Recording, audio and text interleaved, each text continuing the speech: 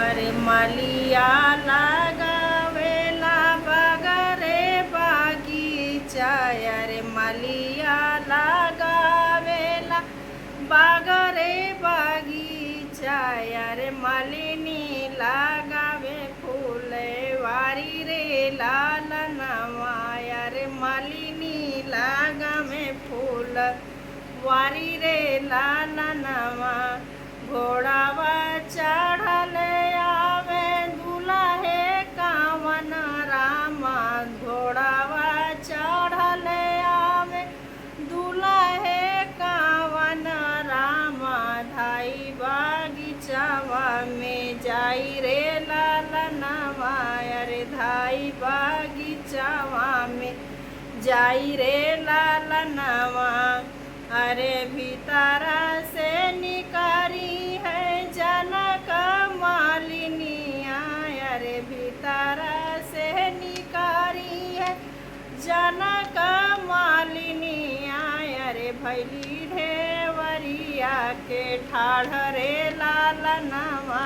अरे भैली ढेवरिया के ठाढ़ रे लालनवा।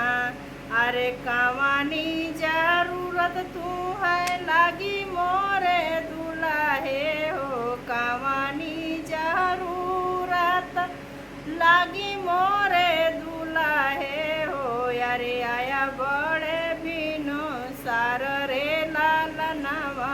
अरे आया बड़ भीनो सार रे लालनवा। अरे हम का तो चाही मालिन शुभ के माउरावा हो। अरे हम का तो चाही मालिन शुभ के माउरावा हो। अरे सीता बिहन हम जाबे रे लालनवा। अरे सीता बिहन हम जाबे रे लालनवा। आगे पीछे गाछू मालिन आलर से झालर। आगे पीछे गाछू मालिन आलर से झालर। अरे बिचवा सुगनावा के ठोठरे लालनवा। अरे बिचवा सुगनावा के ठोठरे लालनवा। देही मौरा बांधे ले कवन रामा हो। देही मौरा बांधे दुल्हे कवन रामा। बांधी ससुररिया के जाई रे लालनवा। बांधी ससुररिया के जाई रे लालनवा। सब तो निहार राती बाराती। अरे सब तो निहार हो आराती बाराती। अरे सासू निहारेली दामाद रे लालनवा। अरे सासू निहारेली दामाद रे लालनवा। किया तू हा दूल्हे मलिया के जनमाल। किया तू हवा दूल्हे मलिया के जनमाल। अरे किया मलिया होरी तोरा पापा रे लालनवा। अरे क्या तो हर मलिया पापा रे लालनवा। नहीं हम हाई सासू मलिया के जनमाल। नहीं हाई हम सासू मलिया के जनमाल। अरे नहीं माला होरिया मोर पापा रे लालनवा। नहीं माला होरिया मोर पापा रे लालनवा।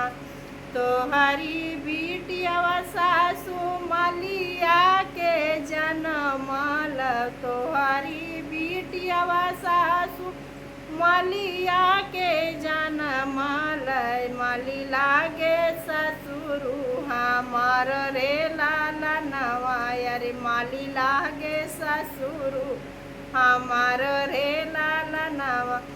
सुनले हुरान सुनले पड़ोसी सुन सुनले हुरान सुनला पड़ोसी अरे सुनला दामाद कै जा बाबो रे लालनवा अरे सुनला दामाद के जा बाबो रे लालनवा अरे फटी जैती धरती समाई जैती यहीं अरे फटी जैती धरती समाई जैती यहीं अरे ऊपर जामत खुश ढाबरे लालनवा अरे ऊपर जामत खुश ढाबरे लालनवा।